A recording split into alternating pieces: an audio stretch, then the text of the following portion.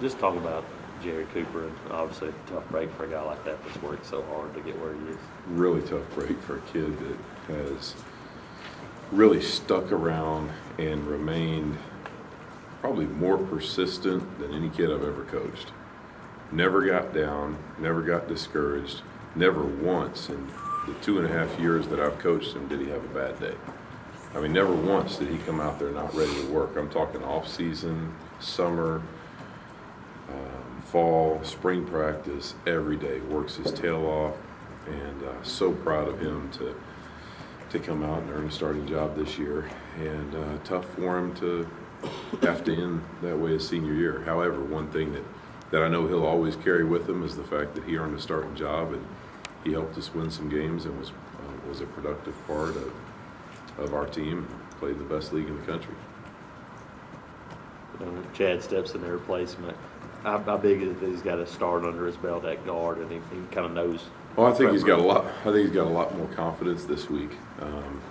You know, as I said after the Arkansas game, you know, I think he was caught off guard a little bit by how good the defenses are in this league. Even though he played some early, it wasn't quite the same. And then again, switching sides is a bigger deal than a lot of people realize. But after having had a game that at least you know, he's got that experience under his belt, stepped in there and did a decent job, I think he'll just continue to grow and get better.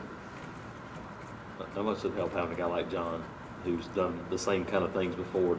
He talked about having, you know, he can ask him questions and some of the things, because John said a lot of times you look up and you might be in the wrong stance because you remember you're on the other side. Yeah, that still happens a little bit.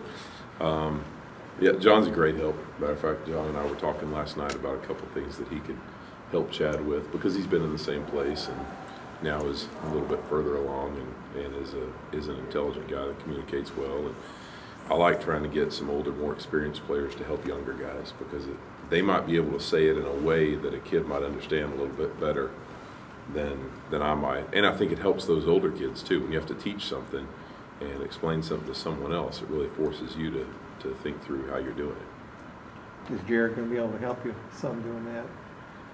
Not sure yet. Right now, he's just trying to get well. Yeah, we'll see. Just when you see LSU and watch them on defensive line, what jumps out at you? Just their whole defense, just explosive and fast. I mean, they've just got so many guys that can run, and you know, they're always that way. They've been that way the last 2 years also. But I just see them playing with a lot of confidence this year.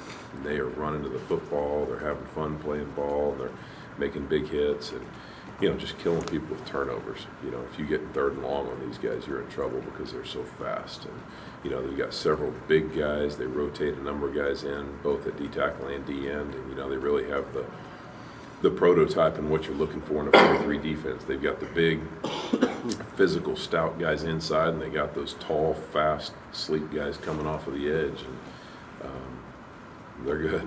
They're really good everywhere. I don't see any weaknesses in their defense.